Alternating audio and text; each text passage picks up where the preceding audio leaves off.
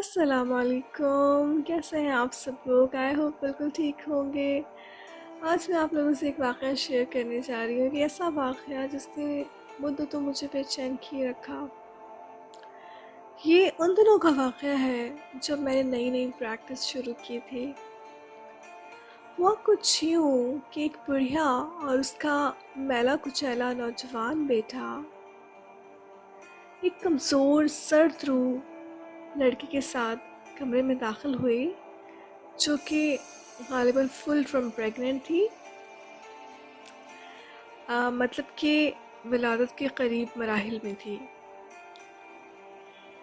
بڑھیا اور اس کا بیٹا شدید غصے اور بیزاری کے عالم میں تھے۔ ولادت میں تاخیر ہو چکی تھی، بچہ تھا کہ باہر آنے کا نام نہیں لیتا تھا۔ غالباً اندر بیٹھا موبائل فون یوز کر رہا ہو یا یوٹیوب پہ کوئی ہماری ویڈیو دیکھ رہا ہو۔ بڑھیا اور اس کا بیٹا سخت پریشان تھے، مگر پریشانی اور اس غم و غصے کی وجہ ولادت میں تاخیر ہرگز نہیں تھی۔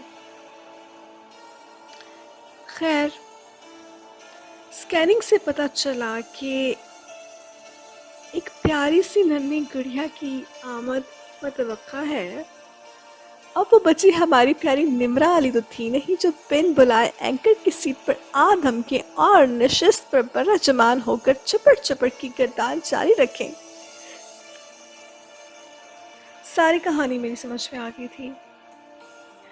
بچی سارے خاندان کے لیے انوانٹڈ، یعنی کہ غیر مطلوب تھی۔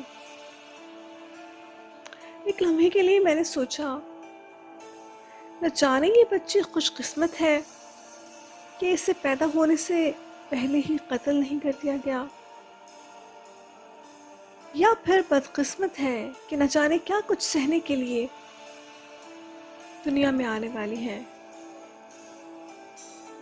زہرا نگار صاحبہ ہماری ایک بہت خوبصورت شاعرہ ہیں۔ انہوں نے ایسی ہی بچیوں کے لیے جو فیمیل جینوسائیڈ یا پیدائش سے قبل ہی ماں کے پیٹ میں قتل کر دی جاتی ہیں، ان کے لیے ایک نظم لکھی ہے۔ کہتی ہیں کہ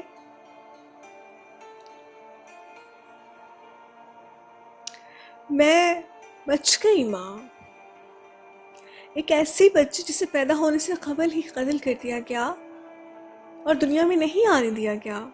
وہ اپنی ماں کو اداس ہونے سے بچنے کے لیے کچھ یوں کہتی ہے، میں بچ گئی ماں، میں بچ گئی ماں، تیرے کچے لہو کی مہندی میرے پور پور میں رچ گئی ماں، میں بچ گئی ماں، میں بچ گئی ماں۔ گر میرے نقش بھر آتے وہ پھر بھی لہو سے بھر جاتے، میری آنکھیں روشن ہو جاتی تو تیزاب کا سرما لگ جاتا، سٹے وٹے میں بٹ جاتی، بیکاری میں کام آ جاتی، ہر خواب ادھورا رہ جاتا، ہر خواب ادھورا رہ جاتا، اور میرا قد جو تھوڑا سا بڑھتا میرے باپ کا قد چھوٹا پڑتا،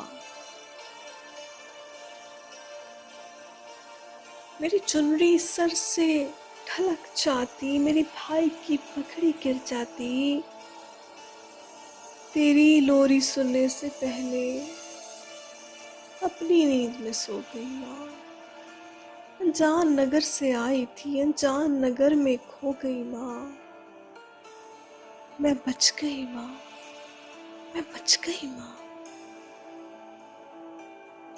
لڑکی کے والد اور دادی کو ماں اور بچے کی صحت سے زیادہ اس بات کی فکر اور خدشہ تھا کہ کہیں واقعی ان کے ہاں ایک بیٹی کی پیدائش تو نہیں ہونے جا رہی، اور جب وہ خدشہ یقین میں تبدیل ہوا تو لڑکی کا والد تیز قدموں سے سخت غصے کے عالم میں کمرے سے باہر چلا گیا، اور پیچھے پیچھے